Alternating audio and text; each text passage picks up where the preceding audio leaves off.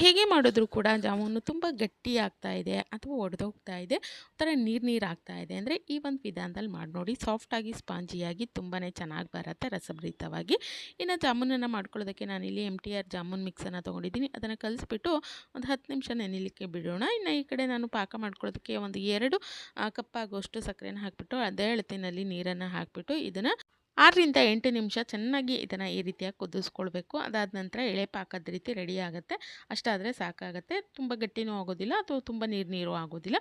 ಕೊನೆಯಲ್ಲಿ ಸ್ವಲ್ಪ ಏಲಕ್ಕಿ ಪೌಡ್ರು ಮತ್ತು ಸ್ವಲ್ಪ ನಾನಿಲ್ಲಿ ಕೇಸರಿನ ಹಾಕ್ಕೊಂಡಿದ್ದೀನಿ. ಕೇಸರಿ ಆಪ್ಷನಲ್ಲು, ನಿಮ್ಗೆ ಇಷ್ಟ ಆಯಿತು ಅಂದರೆ ಹಾಕ್ಕೊಳ್ಬೋದು.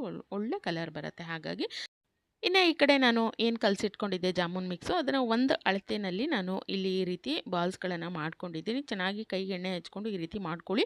ಈ ರೀತಿ ಮಾಡ್ಕೊಳ್ಳೋದ್ರಿಂದ ಒಡೆದೋಗೋದಿಲ್ಲ. ಎಣ್ಣೆ ಹಚ್ಕೊಂಡು ಚೆನ್ನಾಗಿ ಬಾಲ್ಸ್ಗಳನ್ನು ಮಾಡ್ಕೊಳ್ಬೇಕು. ಆನಂತರ ಒಂದು ಅಳತೆಯಲ್ಲಿ ಕಾದಿರಬೇಕು ಎಣ್ಣೆ. ಫುಲ್ಲು ಹೈಯಲ್ಲೂ ಇಟ್ಕೊಳ್ಬಾರ್ದು, ಹಾಗಂತೇಳಿ ಫುಲ್ಲು ಲೋನಲ್ಲೂ ಇಟ್ಕೊಳ್ಳದೆ ಮಧ್ಯದಲ್ಲಿ ಇಟ್ಕೊಂಡು ಚೆನ್ನಾಗಿ ಎಲ್ಲ ನಿಮಗೆ ಜಾಮೂನುಗಳು ಒಂದೇ ಕಲರ್ ಬರೋ ರೀತಿ ಈ ರೀತಿ ಕರ್ಕೊಳ್ಬೇಕು. ಆಗ ಮಾತ್ರ ನಿಮಗೆ ಚೆನ್ನಾಗಿ ಬರುತ್ತೆ. ಇಲ್ಲ ಅಂದರೆ ಒಂದೊಂದು ತುಂಬ ಸೀದೋಗಿರುತ್ತೆ, ಒಂದೊಂದು ಚೆನ್ನಾಗಿ ಬೆಂದೇ ಇರೋದಿಲ್ಲ, ಆ ರೀತಿ ಆಗುತ್ತೆ. ಹಾಗಾಗಿ ಇನ್ನು ಜಾಮೂನ್ ಪಾಕ ಬಿಸಿ ಇರುವಂಥ ಸಮಯದಲ್ಲೇ ಕರೆದಿರೋವಂಥ ಜಾಮೂನು ಬಾಲ್ಸ್ ಏನಿರುತ್ತೆ ಅದನ್ನು ಹಾಕ್ಕೊಳ್ಬೇಕು. ಇಲ್ಲಾಂದರೆ ನಮಗೆ ಅಷ್ಟು ಚೆನ್ನಾಗಿ ರಸ ಹಿಡಿಯೋದಿಲ್ಲ. ಹಾಗಾಗಿ ಜಾಮೂನ್ ಪಾಕ ಬಿಸಿ ಇರುವಂಥ ಸಮಯದಲ್ಲೇ ಹಾಕ್ಕೊಂಡು ಇದನ್ನು ಒಂದು 5ರಿಂದ 6 ಗಂಟೆ ನೆನೆಯಲಿಕ್ಕೆ ಬಿಡಬೇಕಾಗತ್ತೆ.